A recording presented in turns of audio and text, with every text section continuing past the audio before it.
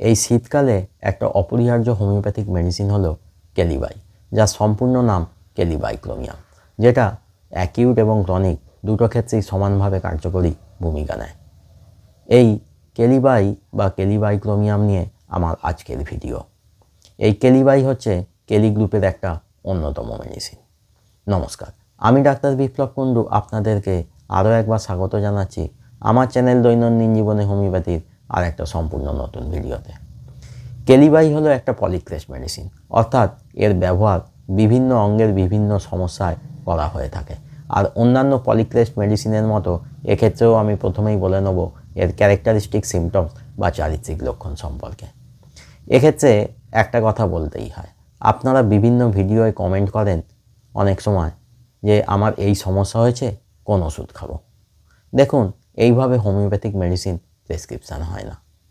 আমি প্রত্যেকটা ভিডিওতে বারবার একই কথা বলি যে আপনার যে সমস্যাই হোক না কেন, যে কোনো মেডিসিনের বা সেই মেডিসিনের কমপক্ষে 3টে ক্যারেক্টারিস্টিক সিমটমস যদি আপনার মধ্যে থাকে, তাহলে আপনি সেই মেডিসিনটা ওষুধ হিসাবে গ্রহণ করতে পারেন।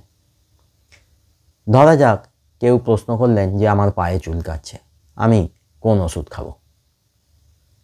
আগে জানতে হবে আপনার পায়ে চুলকানোটা কোন সিজনে বাড়ছে, শীতকালে বাড়ছে না গ্রীষ্মকালে বাড়ছে না বর্ষাকালে বাড়ছে। আপনার পায়ে চুলকানোটা ঠান্ডা দিলে আরাম হচ্ছে না গরম দিলে আরাম হচ্ছে, ঠান্ডা দিলে বাড়ছে না গরম দিলে বাড়ছে। চুলকানোটা শুষ্ক, শুধু খোসা উঠছে, নাকি সেখান থেকে কোনো রস বেরোচ্ছে, রস বেরোলে রসটা কী ধরনের রস বেরোচ্ছে।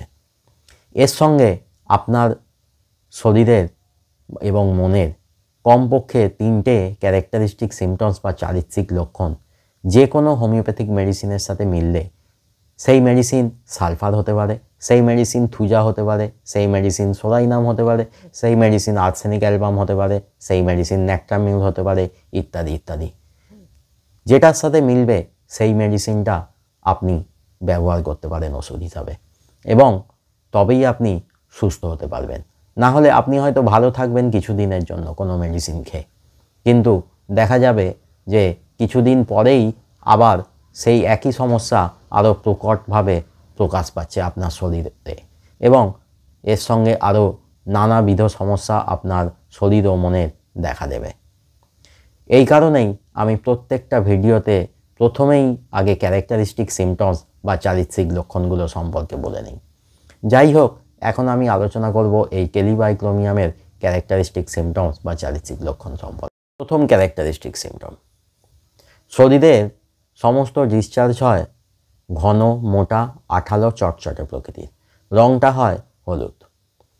দ্বিতীয় ক্যারেক্টারিস্টিক, শরীরের সমস্ত কষ্টগুলো রাত্রি 2টো থেকে ভোর 5টার মধ্যে বৃদ্ধি পায়। পরের ক্যারেক্টারিস্টিক, শরীরে যে কোনো ধরনের ব্যথা যন্ত্রণা হঠাৎ করে শুরু হয় আর হঠাৎ করে কমে যায়, খুব তাড়াতাড়ি এক জায়গা থেকে আরেক জায়গায় শিফট করে। ব্যথা যন্ত্রণাটা অনেক সময় একটা ছোট্ট নির্দিষ্ট জায়গায় হয়, এমনকি আঙুলের ডগা দিয়ে ব্যথার জায়গাটা দেখানো যায়। পরের ক্যারেক্টারিস্টিক, কেলিবাই রোগীদের শরীরে শীতবোধ বেশি হয়, হাতের তালু হয় ঠান্ডা। পরের ক্যারেক্টারিস্টিক, খিদে থাকে কম, পেট ভার হয়ে থাকে। পরের ক্যারেক্টারিস্টিক, খাওয়া দাওয়ার মধ্যে পছন্দ অপছন্দ কী, মাংস একেবারেই পছন্দ করে না, আর কফি সহ্য হয় না। পরের ক্যারেক্টারিস্টিক, কেলিবাই রোগীদের আলসার হলে সেটা একেবারে চামড়া বা মিউকাস মেমব্রেন থেকে ফুঁড়ে যেন বেরিয়ে আসে, আর সেখান থেকে বেরোয় আঠালো, চটচটে, হলুদাভ রস। অনেক সময় থাকে হুল ফোটার মতো ব্যথা। এবার তাহলে আপনাদের কোন কোন সমস্যার জন্য কেলিবাই ওষুধ হিসাবে গ্রহণ করবেন।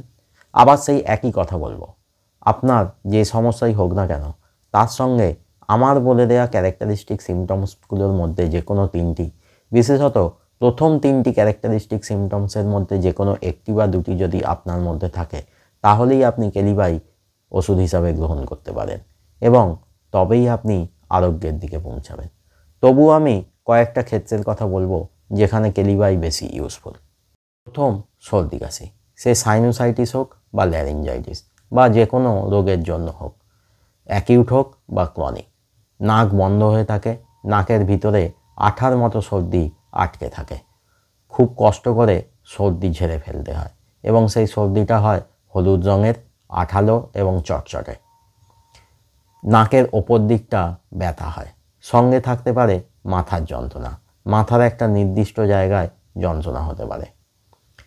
এর সঙ্গে কাশি হলে কাশিটার কফ একই রকমভাবে সহজে তুলে ফেলা যায় না, গলার মধ্যে কফ জড়িয়ে থাকে, অনেক কষ্টে গলা বারবার ঝাঁকিয়ে এইভাবে কফ বের করতে হয়। আর কফটা হয় একই রকম সেই হলুদ রঙের, আঠালো চটচটে সুতোর মতো ঝুলে থাকে। সঙ্গে শ্বাসকষ্ট থাকতে পারে। আর এই কাশি ও শ্বাসকষ্ট খোলা হাওয়ায় ঠান্ডার মধ্যে থাকলে বৃদ্ধি পায় এবং গরম জায়গায় থাকলে কম থাকে। আর এই সমস্ত কিছু রাত্রি 2টো থেকে ভোর 5টার মধ্যে বৃদ্ধি পায়। এর সঙ্গে যদি রুগীর শরীরে শীতবোধ বেশি হয়, হাতের তালু যদি হয় ঠান্ডা, তাহলে অ্যাকিউট ক্ষেত্রে খেতে হবে কেলিবাই 30 4টি ডোজ 6 ঘন্টা ছাড়া 1 ফোঁটা করে। আর এই সমস্যা যদি দীর্ঘদিনের হয়, অর্থাৎ ক্রনিক ক্ষেত্রে খেতে হবে কেলিবাই 200 4টে ডোজ, দিনে 2বার করে 2 দিন 1 ফোঁটা করে। 2 সপ্তাহ ছাড়া রিপিট করতে হতে পারে। নেক্সট, আর্থ্রাইটিস, বিশেষ করে রিউমাটয়েড আর্থ্রাইটিস। জয়েন্টগুলো ফুলে যায়, প্রচণ্ড ব্যথা করে, চলাফেরা করলে ব্যথা বাড়ে, আবার গরম দিলে ব্যথা আরাম হয়, রেস্টে থাকলে ব্যথার আরাম হয়। ব্যথাটা হঠাৎ করে শুরু হয়, আবার হঠাৎ করে কমে যায়। রাত্রি 2টো থেকে ভোর 5টার মধ্যে ব্যথা বৃদ্ধি পায়। এর সঙ্গে খুব গুরুত্বপূর্ণ একটা লক্ষণ, এই জয়েন্ট পেনের সঙ্গে যদি পাতলা পায়খানা বা সর্দি কাশির সমস্যা থাকে, অথবা পাতলা পায়খানা বা সর্দি কাশি জয়েন্ট পেনের সাথে যদি অল্টারনেটলি হয়, এবং তার সঙ্গে রুগীর শরীরে যদি শীতবোধ বেশি হয়, হাতের তালু যদি হয় ঠান্ডা, মাংস খেতে যদি অপছন্দ করে, তাহলে খেতে হবে কেলিবাই 200 4টে ডোজ, দিনে 2বার করে 2 দিন 1 ফোঁটা করে। 2 বা 4 সপ্তাহ ছাড়া রিপিট করতে হতে পারে। এরপর পেট ব্যথা, গ্যাস্ট্রাইটিস বা গ্যাস্ট্রিক আলসার বা যে কোনো কারণেই যদি পেট ব্যথা হয়, পেটের একটা ছোট্ট নির্দিষ্ট জায়গায় ব্যথা হলো, পরক্ষণেই আবার অন্য জায়গায় ব্যথা হলো। পেট ব্যথা হঠাৎ করে শুরু হয়, আবার হঠাৎ করে কমে যায়।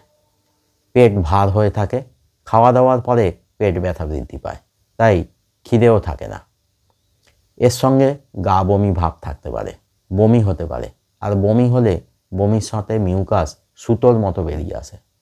এর সঙ্গে কেলিবাইয়ের আর 1টি বা 2টি ক্যারেক্টারিস্টিক সিমটমস থাকুক বা নাই থাকুক, অ্যাকিউট ক্ষেত্রে খেতে হবে কেলিবাই 30 4টে ডোজ, 3 ঘন্টা ছাড়া 1 ফোঁটা করে। আর ক্রনিকের ক্ষেত্রে খেতে হবে কেলিবাই 200 4টে ডোজ, দিনে 2বার করে 2 দিন 1 ফোঁটা করে। 2 সপ্তাহ ছাড়া রিপিট করতে হতে পারে।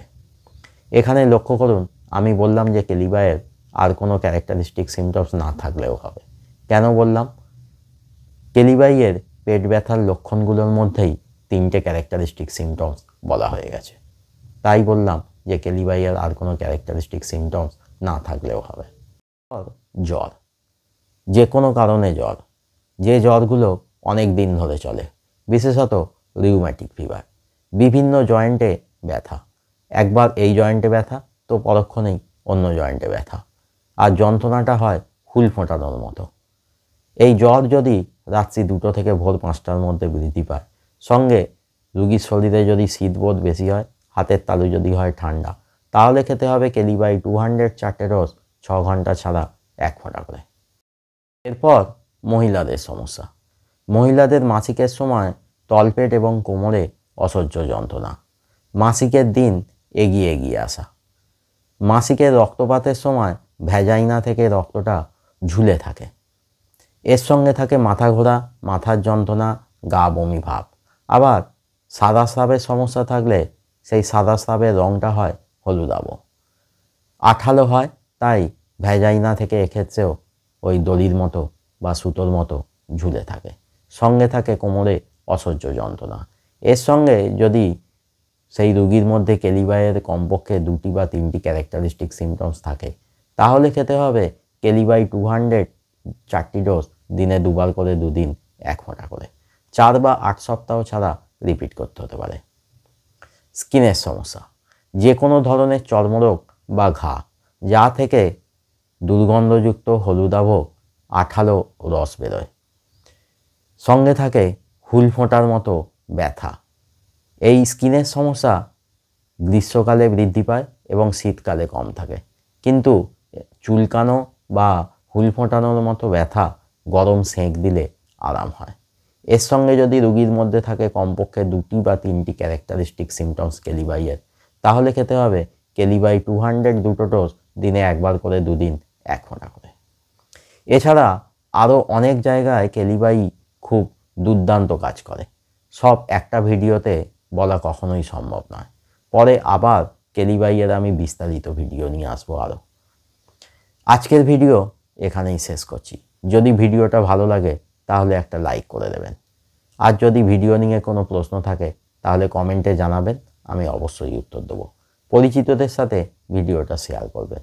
যারা চ্যানেলে নতুন বা এখনও চ্যানেলটা সাবস্ক্রাইব করেননি তারা তাড়াতাড়ি চ্যানেলটা সাবস্ক্রাইব করে নিন, আর সাবস্ক্রাইব করার সময় পাশের বেল আইকনটা প্রেস করে দিন, তাহলেই নতুন ভিডিও এলে আপনারাও নোটিফিকেশান পেয়ে যাবেন। সঙ্গে থাকবেন, ভালো থাকবেন, হোমিওপ্যাথির মাধ্যমে সুস্থ থাকবেন। আবার দেখা হবে খুব তাড়াতাড়ি আর একটা নতুন ভিডিও নিয়ে।